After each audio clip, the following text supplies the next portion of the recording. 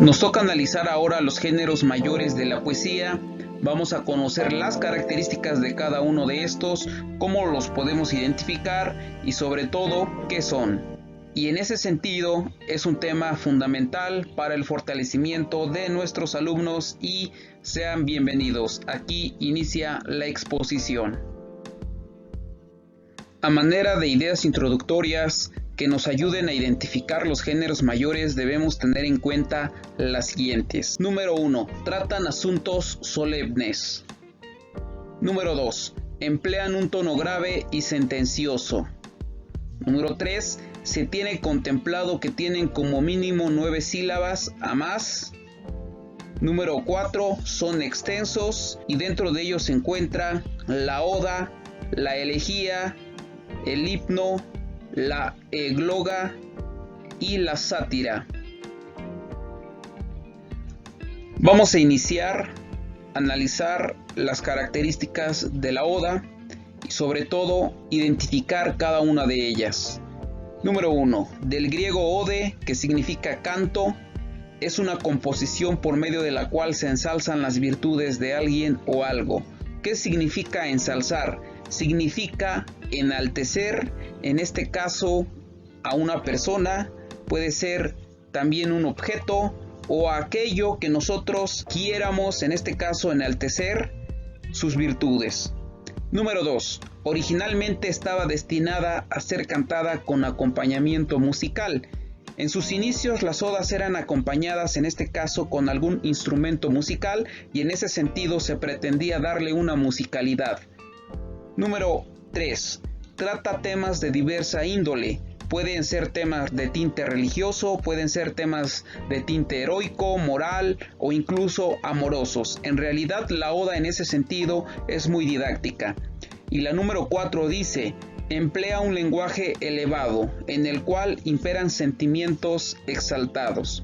Bien, para que nosotros podamos comprender un poco estas características, de mi lado derecho hay una oda que lleva por título Oda al Amor, la cual vamos a leer y en ese sentido podremos identificar claramente estas características. Dice así: Oda al Amor. Una tarde que ya nunca olvidarás, llega a tu casa y se sienta a la mesa. Poco a poco tendrá un lugar en cada habitación. En las paredes y los muebles estarán sus huellas. Destenderá tu cama y ahuecará la almohada. Los libros de la biblioteca, precioso tejido de años, se acomodarán a su gusto y semejanza. Cambiarán de lugar las fotos antiguas. Otros ojos mirarán tus costumbres, tu ir y venir entre paredes y brazos, y serán distintos los ruidos cotidianos y los olores. Cualquier tarde que ya nunca olvidarás. El que desbarató tu casa y habitó tus cosas, saldrá por la puerta sin decir adiós. Deberás comenzar a hacer de nuevo la casa, reacomodar los muebles, limpiar las paredes, cambiar las cerraduras, romper los retratos, barrer todo y seguir viviendo. Continuamos con el género que lleva por nombre elegía. La idea número 1 dice así: es un poema fúnebre, es decir, se compone con motivo de la muerte de alguien. Cuando inmediatamente nosotros interpretemos poema fúnebre, inmediatamente nos vamos a imaginar que es un escrito donde la emoción que va a prevalecer pues es, en este caso, la tristeza, y esa tristeza es característica de la elegía. Número 2. Expresa dolor por la muerte, la pérdida, la separación. Justamente cuando estás sumergido en la tristeza, pues vas a experimentar internamente dolor, y en este caso en la elegía pues se va a expresar esa sensación. En la número 3 dice: se usa de igual forma en el dolor nacional o colectivo. Puede haber elegías que hablen sencillamente de un dolor colectivo, de un dolor que se comparte, ¿no? Quizá por una batalla, por una guerra que se sufrió, que se vivió, que se combatió, y en ese sentido, pues quizá alguien haya escrito alguna elegía con ese tipo de temática. Y de mi lado derecho hay una elegía que lleva por título Elegía a Ramón Sige. Dice así: yo quiero ser llorando el hortelano de la tierra que ocupas y estercolas, compañero del alma tan temprano, alimentando lluvias, caracoles y órganos mi dolor sin instrumento y las desalentadas amapolas. Daré tu corazón por alimento, tanto dolor se agrupa en mi costado, que por doler me duele hasta el aliento. Un manotazo duro, un golpe helado, un hachazo invisible y homicida, un empujón brutal te ha derribado. No hay extensiones más grandes que mi herida, lloro mi desventura y sus conjuntos, y siento más tu muerte que mi vida. Ando sobre rastrojos de difuntos, y sin calor de nadie y sin consuelo, voy de mi corazón a mis asuntos.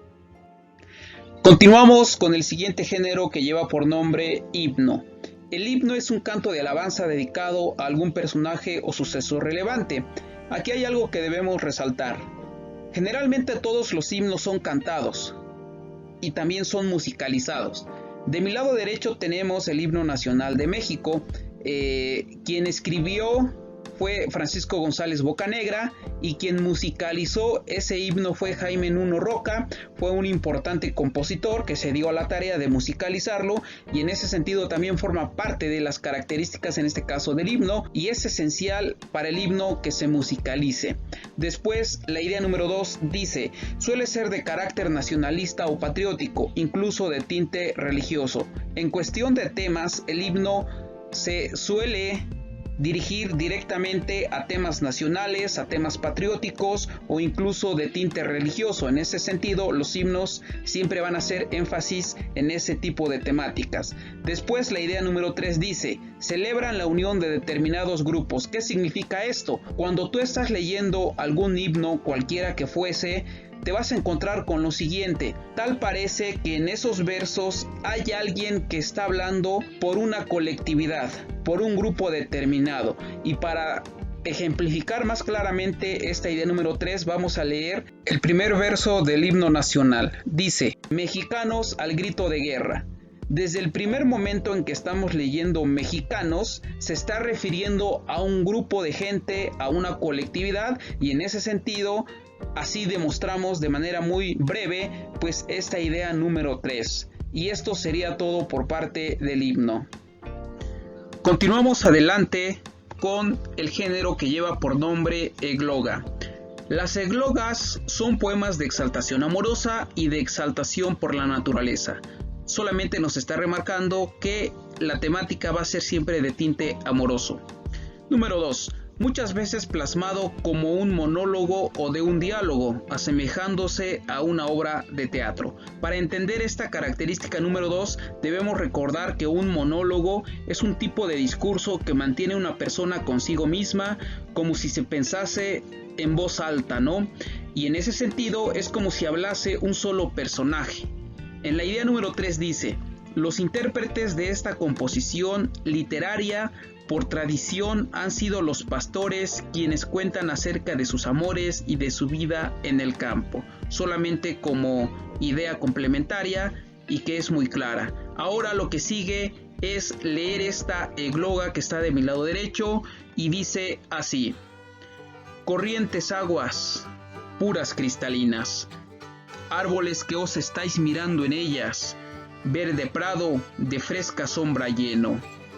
Aves que aquí sembráis vuestras querellas, hiedra que por los árboles caminas, torciendo el paso por su verde seno.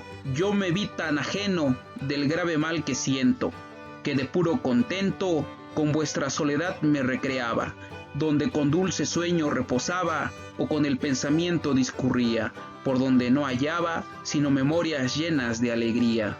Garcilaso de la Vega, egloga número 1.